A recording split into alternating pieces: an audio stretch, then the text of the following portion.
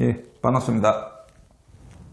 자, 오늘은 특별한 주제를 가지고 이제 영상을 한번 찍어 보려고 오랜만에 영상을 찍게 됐죠.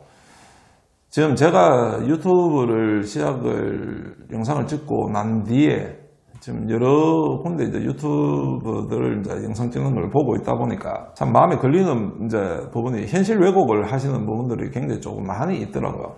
그 중에서 저희들은 또 지방 중심으로 또 많이 이제 이야기를 하고 지방에 있는 현실을 이야기를 하고 있다 보니 지방에 대해서 굉장히 오도하시는 이제 안 좋게 지금 영상을 찍으시는 분들이 물론 이제 그래 안 좋게 찍는 것들이 좀 슬프지만 이제 그런 것들이 조회수가 많이 나옵니다. 지방의 전원생활에 대해서 그리고 또 시골에서 뭐 텃세가 심하다 뭐 이런 이야기에 대해서 굉장히 부정적으로 이야기하시는 분들 그리고 개인적인 경험을 가지고 그게 전체가 그렇다는 식으로 이야기하시는 분들이 또 많이 있더라고요. 또 그것도 집중적으로 계속 조회수가 나오니까 또 그래 찍고 하시는데 실제 지방에 있는 현실을 그대로 알려드리고자 지금 제가 오늘 영상을 찍고 있습니다.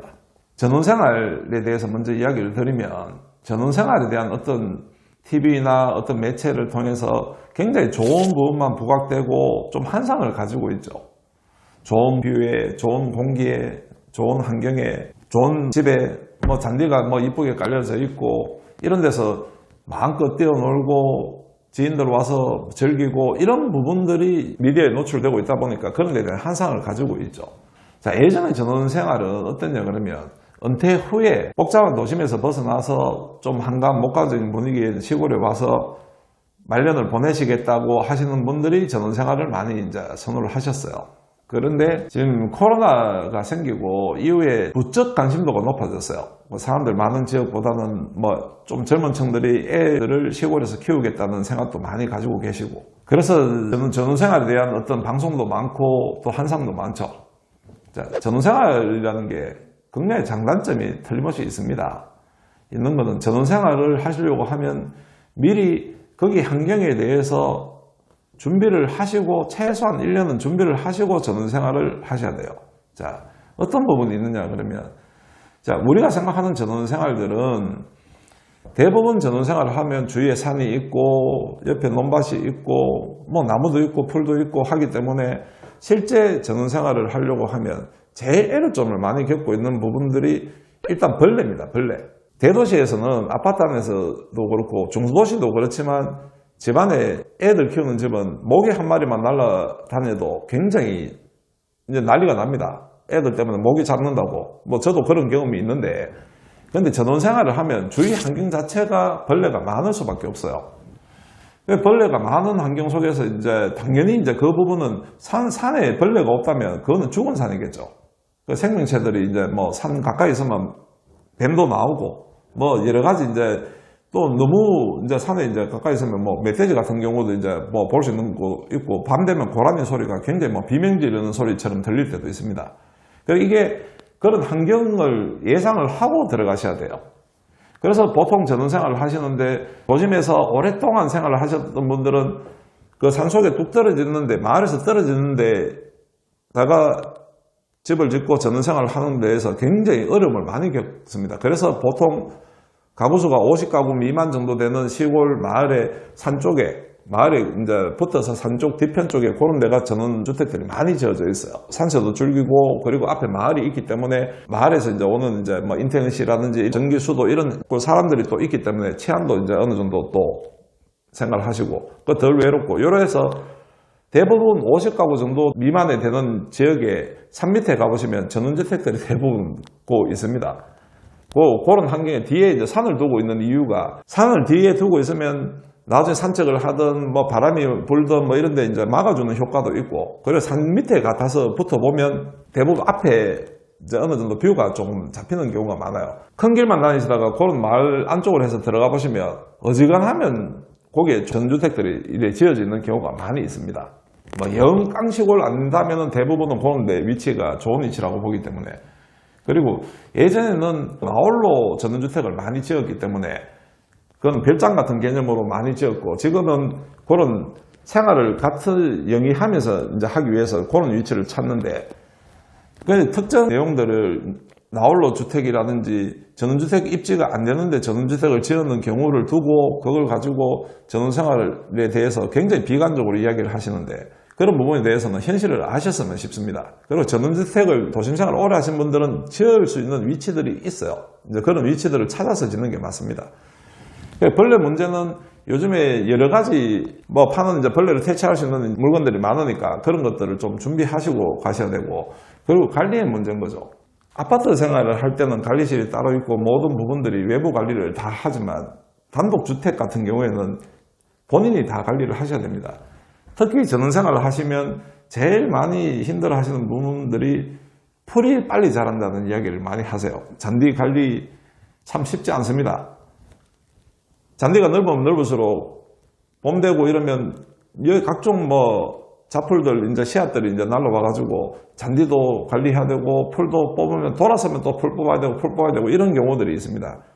자, 잔디 관리하시려고 하면 거기에 맞는 어떤 사실은 약을 치셔야 돼요. 약을 쳐가지고 이제 잔디는 살리고 풀은 이제 안 자라도록 이제 주기적으로 또 관리를 이제 그런 식으로 해서 준비를 하셔야 됩니다. 그래서 벌레에 대한 어떤 관리에 대한 이제 여러 가지 부분들을 이제 하셔야 돼요. 그리고 겨울 되면 단독주택이 특히 이제 산 밑에 있는 단독주택들은 많이 춥습니다.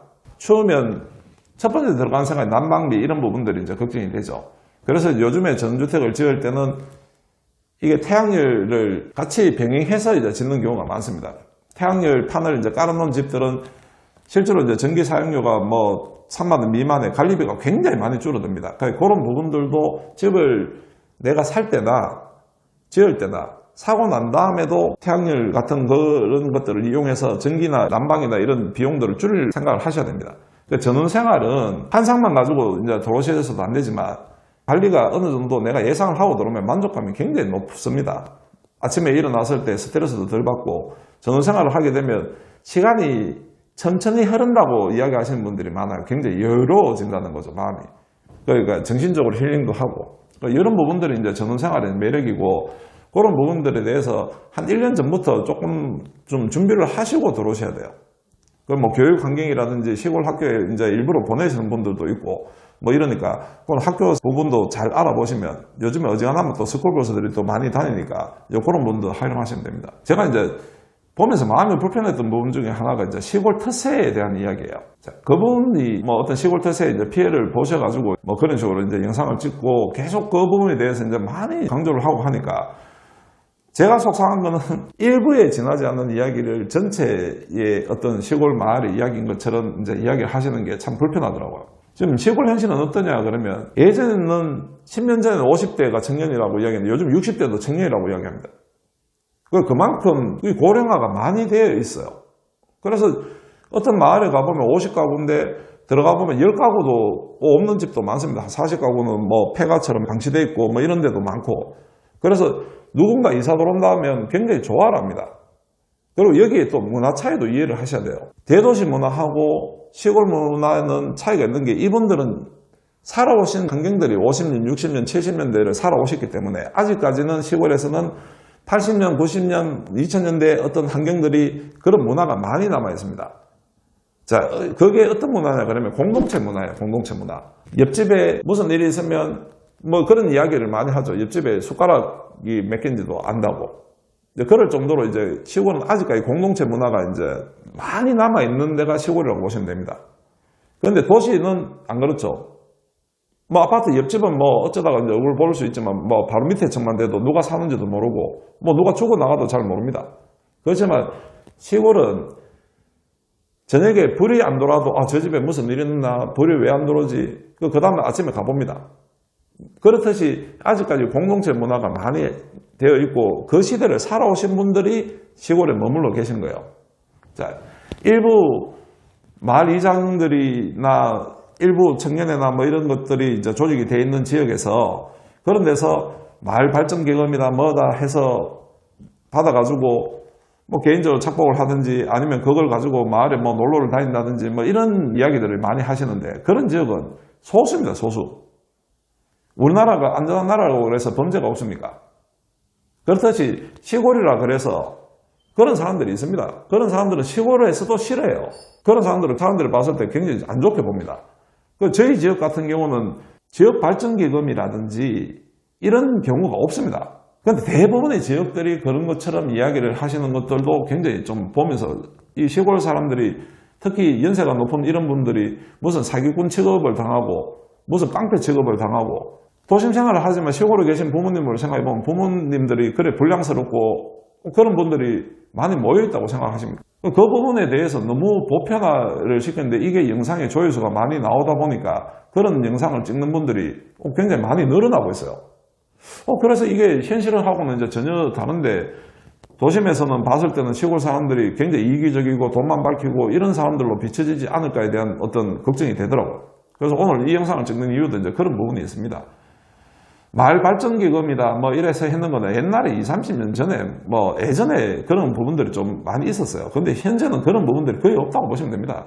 한 5년, 10년 되면 이 어른들 돌아가시고 나면 과연 지방 중소도시, 소도시들이 유지를 할 수 있을까에 대한 걱정이 더 많지. 또 이런 것들이 있어요. 이 지역에 다녀보면 현수막이 뭐 들어오는 거 반대한다 현수막들이 많이 있으니까 이제 이런 분들을 돈을 바라고 저런 이제 반대를 위한 반대를 해서 정상적으로 인허가를 받는 업체에 대해서 불편함을 주고 거기에 대해서 뭐 돈을 뜯어낸다 이런 유튜버들도 많이 있는데 그것도 현실을 냉정하게 쳐다보시면 이래요.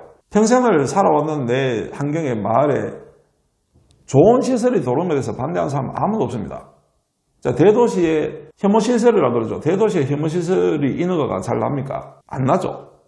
잘 안 납니다. 그러니까 대부분 혐오시설들 어디로 보내냐? 시골로 보냅니다. 시골로. 이분들 입장에서는 이때까지 평온하게 잘 살아왔는데 거기에 공해를 유발시키고 뭐 차량들이 다니면서 사고 유발도 일으킬 수 있고 뭐 이런 시끄러운 환경에 공장들이 들어온다면 본인들 집마당에 들어온다면 반대하겠습니까? 안 하겠습니까? 그런데 이런 시골분들이 현수막 붙이고 반대한다 그래서 또 집행이 안 되는 것도 아니에요. 혐오시설이니까 반대하는 겁니다. 혐오시설이니까. 자, 내 집에 안 들어오고 그럼 그 시설이 어디로 가느냐? 결국은 어디로 가야 되니까 내 일이 아니니까 거기에 뭐 그 사람들 너무 이기적으로 반대하는 거 아니냐? 입장을 바꿔놓고 생각해 보시면 그분들이 할 수 있는 건 현수막 걸고 반대하는 시위 정도 하는 게 다입니다. 그렇다고 들어올 업체가 안 들어옵니까? 그 대부분의 업체들이 이 마을 주민들을 달래려고 여러 가지 조건들을 와서 이제 제시를 합니다. 여기에 뭘 지어주겠다, 뭘 하겠다, 이래 해서 타협을 보고 협의를 하고 들어오는 경우가 이제 태반이고, 실제 반대해서 못 들어오는 경우가 그래 많지는 않습니다.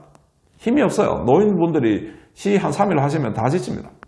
그렇게 현수막 걸어 놓는 게 다예요, 다.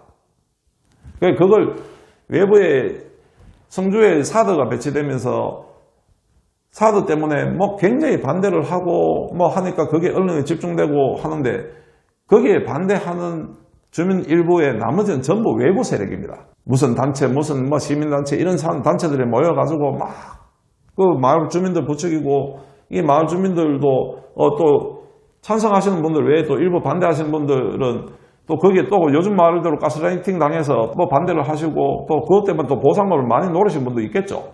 또 없다고는 이야기 안 합니다. 그렇지 대부분의 현수막이 무슨 여기 들어오면 반대한다 이런 현수막을 거치는 경우가 태반입니다. 시위로 이어지는 경우는 그래 많이 없어요. 그런데 언론에 비춰지기에는 마을에 뭐 하나 들어오면 마을 사람들 전부 모여가지고 뭐 시골에 뭐 하나 들어오면 다 반대하는 것처럼 그래 이야기합니다. 그리고 집을 하나 지어도 뭐 마을 발전기금을 내야 되고 뭐 어쩌고 해야 되고 그런 유튜브를 찍는 사람들은 그 지역이 어느 지역인지 아예 공개를 해주는 게 맞습니다. 그런 나쁜 지역은 사람들이 안 들어가야 돼요. 실제로 일부 사람들이 진짜 일부에 지나지 않는 이장님들이 이제 그런 행위들을 하세요. 시골 텃세 그래 심하지 않습니다. 요즘에는 누가 들어오면 특히 젊은 사람들 애 키우면서 들어오면 너무 좋아라 합니다. 이 할머니 할아버지들이 애 울음소리를 들어본 지가 너무 오래돼서 애만 있는 집만 있으면 관심이 높습니다. 그리고 시골에서 전원생활을 하시겠다고 하면 그 문화에 어느 정도는 익숙하셔야 돼요. 주위 환경이 다 그런데 도시의 아파트에 사는 것처럼 옆집은 모른 척하고 뭐 나만 이제 편하고 힐링할 수 있고 이래가지고 돌아가 살겠다고 하시면 불편할 수 있습니다. 주변에 지나가다가도 계속 쳐다보고 뭔지 먼저 다가서려고 노력해야 돼요. 근데 그렇지 않으면 나중에 무슨 일이 있어서 뭐 하게 되면 마을에서 협조를 잘 안 해줍니다. 그래서 보통 이사 오면 예전에 우리가 좋은 문화가 있죠. 이사 오면 이삿떡을 돌리죠. 시골에서도 또 이사 왔다고 이삿떡 한번 돌리면 그걸로 다 친해질 수 있습니다. 그런 부분들은 마을 발전기금하고는 상관없는 이야기입니다. 가서 먼저 내가 다가서고 마을 근처에 집을 짓고 마을 근처에 살게 되면 그 마을 주민들하고 친해지려고 하는 노력들이 어느 정도 있어야 됩니다.